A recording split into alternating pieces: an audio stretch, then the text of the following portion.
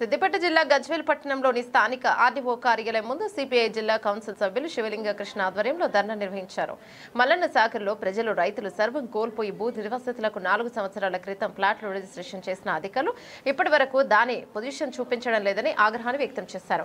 Registration documents ప్రకారం ప్లాట్ల position చూపించాలని లేని పక్షంలో గజ్వేల్ ఐఓసీ కార్యాలయాన్ని స్తంభింప చేస్తామన్నారు. కార్యక్రమంలో పల్లెపహాడ్ బంజర్పల్లి గ్రామస్తులు పాల్గొన్నారు.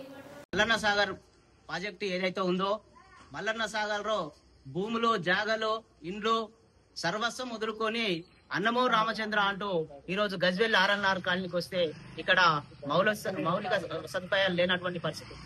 అక్కడి నుంచి రాత్రికి రాత్రి గ్రామాలు తరలించినటువంటి అధికారులకు ఉన్నటువంటి ప్రేమ ఈ రోజు మా మీద ఉండకపోవడం ఇది దురదృష్టం. మాకు ఎన్నో మాయమాటలు చెప్పి ఇల్లుకి ఇల్లిస్తాము, జాగకు జాగిస్తాము, అనేకమైనటువంటి దొంగ హామీలు ఇచ్చి ఈ రోజు మమ్మల్ని మర్చిపోవడం ఇది దుర్మార్గము. అట్లేగానే ఈ రోజు ఒక 120 మంది సుమారు 120-150 మందికి భూ నిర్వాసులకు ప్లాట్లు రిజిస్ట్రేషన్ చేయించి అద్దులు చూపించమంటే చూపించినటువంటి పరిస్థితి. రిజిస్ట్రేషన్ చేసిన వాళ్ళు వాళ్ళే, ప్యాకేజ్ ఇచ్చిన వాళ్ళు వాళ్ళే, రిజిస్ట్రేషన్ చేసిన వాళ్ళు వాళ్ళే, అద్దులు చూపించమంటే చూపించలేరు. ఇది అద్దులు చూపించకపోవడంతో మేము ఎక్కడ ఇండ్లు కట్టుకుంటాము, ఉత్తర రాగ్మెంట్లతోని ఆకాశాన్ని ఇండ్లు కట్టుకుంటామా అనేది ఒకటి అధికారులు మాకు చెప్పాలి.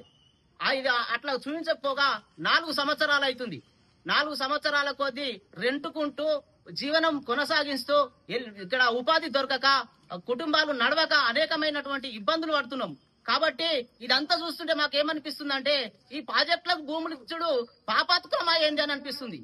ప్రాజెక్టులకు భూములు ఇస్తే మేము సంతోషంగా ఉండాలి, మా ద్వారా ఎంతో మంది రైతులు బతుకుతారని మేము సంతోషంగా ఉండాలి. గాని ఈ ప్రాజెక్టులకు భూములు ఇస్తే ఇంత పాపాత్మకం అయిపోతుంది ఏంద్రా? మాకు ఉండనీకి ఇల్లు కూడా కనీసం గూడు, ఒక పొద్దుదాకా పనిచేస్తే ఉందామంటే ఒక గూడు చూపిస్తలేరేందని చాలా బాధగా అనిపిస్తా ఉంది.